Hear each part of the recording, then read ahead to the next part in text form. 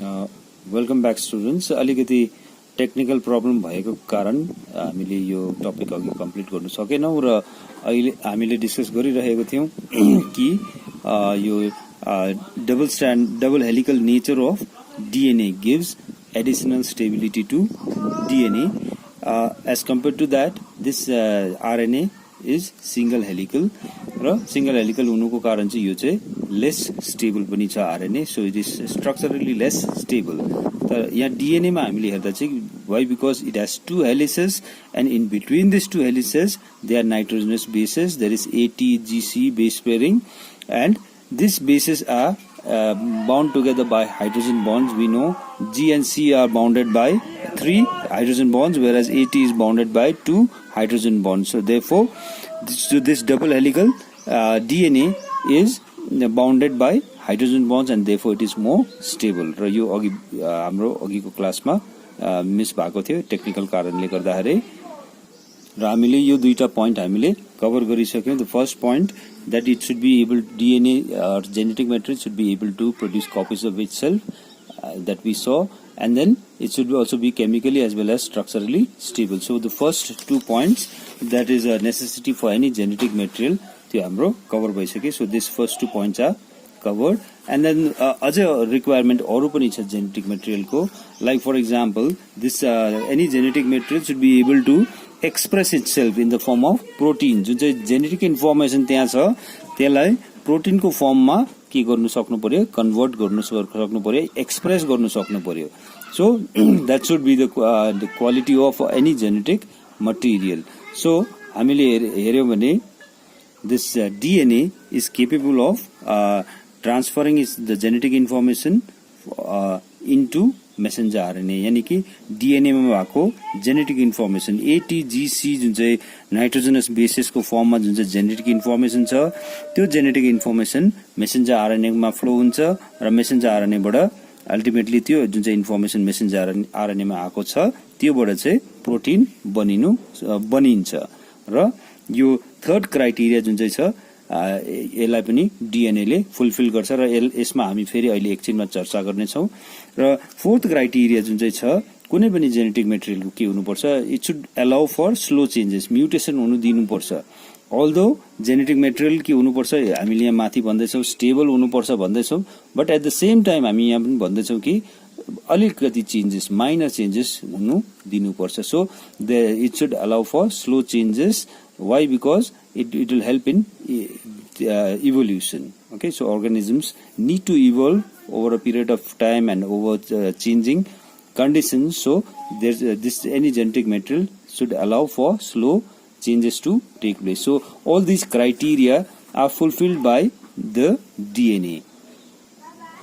र यो जुन चाहिँ थर्ड पोइन्ट अहिले भर्खर हामीले डिस्कस गर्दै थियौं, यो genetic material should be able to express itself in the form of proteins. र कसरी चाहिँ एक्सप्रेस गर्छ भन्दाखेरि र हामीले यहाँ हेर्न सक्छौं कि genetic material that is DNA र यो double helical DNA this is the sequence of basis in one Strand of the DNA, this is sequence of base in the other Strand. र यो माथिल्लो जुन चाहिँ स्ट्रान्ड छ यसलाई चाहिँ हामी भन्छौं कोडिङ स्ट्रान्ड, यसलाई नाम दिएको छ coding Strand.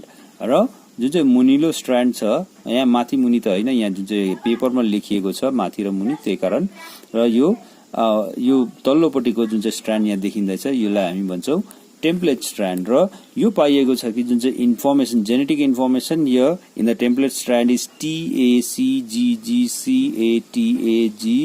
And CCC। So यो जुन चाहिँ इन्फर्मेसन छ the genetic information from the template Strand is first copied into the form of messenger RNA र योबाट चाहिँ messenger RNA मा genetic information transfer हुन्छ using the complementary pairing of bases. So using the law of complementary pairing of bases हामीले याद छ T thymine सँग के बन्ड हुन्छ भन्दाखेरि चाहिँ हामीले याद छ एडेनिन है, र त्यस्तै प्रकारले एडेनिन छ है, adenine DNA this is DNA. Okay, यो माथिको डबल हेलिकल यो डीएनए भयो र मुनिको चाहिँ हामी आरएनए लेख्नु जाँदैछ र यो इन्फर्मेसन चाहिँ हामी कहाँबाट कपी गर्छ भने चाहिँ टेम्प्लेट स्ट्रान्डबाट मात्रै, कोडिङ स्ट्रान्डबाट होइन, टेम्प्लेट स्ट्रान्डबाट। र टेम्प्लेट स्ट्रान्डमा यदि थाइमिन छ भने चाहिँ आरएनए मा चाहिँ के हुन्छ TA र जुन चाहिँ ए दैट इज एडेनिन छ भने चाहिँ अब डीएनए मा हो भने यसको ठीक कम्प्लिमेन्ट्री के हुन्छ डीएनए मा हो भने AT हुन्छ हैन थाइमिन हुन्छ भने आरएनए मा हामीलाई याद छ RNA thymine is absent so instead of thymine there is presence of uracil so गर्दा चाहिँ यो भयो यु ओके ए ओके यसको कम्प्लिमेन्ट्री भयो TAAUCG ओके सो त्यसै प्रकारले हामीले कम्प्लिमेन्ट्री लेख्दै जान्छौं यसको र जहाँ पनि एडेनिन छ त्यसको यहाँनेरि हामी के लेख्दै जान्छौं युरासिल यु फर युरासिल ओके एन्ड ए को कम्प्लिमेन्ट्री यु अरु सबै सेमै छ र यो जुन चाहिँ CCC को GGG भयो र this is the composition of the nitrogenous bases in the RNA. Okay, so this more specifically we call it messenger RNA or mRNA. र messenger RNA मा information आयो AUG CCG UAU CGGG यो information कहाँबाट आयो भन्दाखेरि चाहिँ template Strand of DNA र फेरि यो टेम्प्लेट स्ट्रान्ड यो जुन चाहिँ messenger RNA मा भएको information चाहिँ फेरि कहाँ फ्लो हुन्छ भन्दाखेरि चाहिँ अब प्रोटीन यहाँबाट चाहिँ प्रोटीन फर्म हुन्छ so a set of it was later on found that a set of 3 nitrogenous bases जुन चाहिँ जसलाई चाहिँ हामी ट्रिपलेट अफ बेसेस पनि भन्छौं या कोडोन पनि भन्छौं okay codon CODON or this is also called triplet of bases so this is set of 3 so each of this will code for one amino acid so amino acid like we write in general AA so there's 20 different amino acids in nature हामी बादमा next क्लासमा हामी पढ्ने वाला छौं र यहाँ हामीले बुझ्नु पर्ने कुरा के छ यो set of 3 bases which is known as codon okay will lead to the formation of one messenger RNA that is by the process of this is called translation okay so the transfer of genetic information from DNA to messenger RNA so this is called we had covered this in the last class so this is called transcription and the transfer of information genetic information from messenger RNA to the form of proteins okay I write proteins okay proteins are made up of amino acids a number of amino acids so this is the amino acid that is made from the second codon the third set of codon will lead to production of third amino acids and all these amino acids are joined together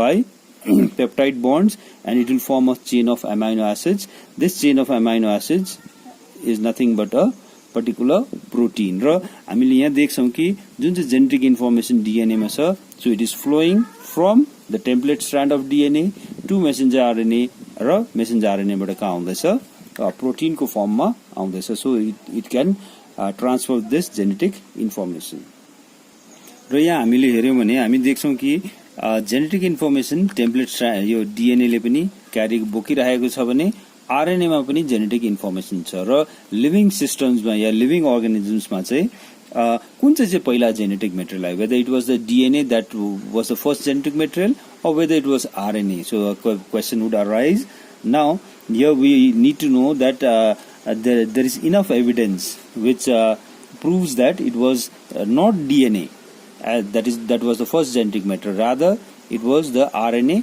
as which carried the genetic information in living organisms and later on slowly over a period of time living organisms preferred DNA as a genetic material why DNA was stable in all respects as compared to RNA र त्यो stability को कारणले गर्दा चाहिँ DNA genetic material भएर गयो त्यो चाहिँ बादमा र तर हामीले यो बुझ्ने कुरा के छ भने पहिला जुन चाहिँ फर्स्ट लिभिङ अर्गानिजम्स मा जुन चाहिँ जेनेटिक मेटेरियल थियो त्यो चाहिँ आरएनए थियो र आरएनए ले के पनि गर्थ्यो जेनेटिक इन्फर्मेसन पनि स्टोर गर्थ्यो भने at the same time because it is reactive it could also act as a catalyst and then also cause many reactions so यो चाहिँ एकदमै हामीले जान्नु पर्ने कुरा छ है so RNA was the first genetic material Now we move on. Now once we have completed this topics, there could be a number of questions that could be asked from these topics that we have covered today. Just so, yeah, how can DNA and RNA replicate or duplicate themselves? कसरी चाहिँ DNA and RNA ले आफैले आफ्नो कपिजहरु बनाउँछ. So we know अहिलेसम्म हामी जति cover गरेको थियौ, because it can use the law of complementary pairing of bases A, T, G, C base pairing गरेर के गर्नु सक्छ, DNA र RNA ले आफ्नो कपिजहरु बनाउनु सक्छ है. र अर्को कुरा चाहिँ why is DNA a more preferred genetic material as compared to RNA? DNA लाई चाहिँ किन preferred genetic material हो? र यही क्वेशनलाई पनि अर्को फर्ममा पनि हुन सक्छ, why is RNA not a genetic material in most organisms? र यो हामीले फेरि यसमा स्टेबिलिटी अफ DNA को कुरा गर्नु पर्यो, जुन चाहिँ अघि हामीले कुरा गरिरहेको थियौं इन द जस्ट यसको अगाडि यहाँ जुन चाहिँ हामीले डिफरेंट पोइन्ट्स नोट गरेका थियौं. it is chemically and structurally stable है, र यस्तो धेरैवटा कुरा हामीले गर्यौं, जुन चाहिँ double helical nature, presence of thymine, and also the presence of OH group in RNA, which makes it more reactive, whereas in DNA it is absent, so DNA is more stable. र त्यही कारण living organisms have preferred DNA as the genetic material. र अर्को कुरा, अर्को question चाहिँ like viruses with RNA as the genetic material are more dangerous than DNA viruses. So this is a very important question. अहिले हामीलाई याद छ corona virus को जुन चाहिँ महामारी भइरहेको छ है, र हामीले हेर्यौं भने this virus is a RNA virus, र यो सँगै रिलेटेड कुराहरु छ. RNA भाइरस चाहिँ किन डेन्जरस छ भन्दाखेरि चाहिँ because we know RNA is less stable, and less stable means it can allow for more mutation to take place. So there can be many mutations taking place and many strains of the same virus can be created. र त्यसमा हामीले भ्याक्सिन्सहरु बनाउनु एकदमै possible, एकदमै सारो हुन्छ हामीलाई.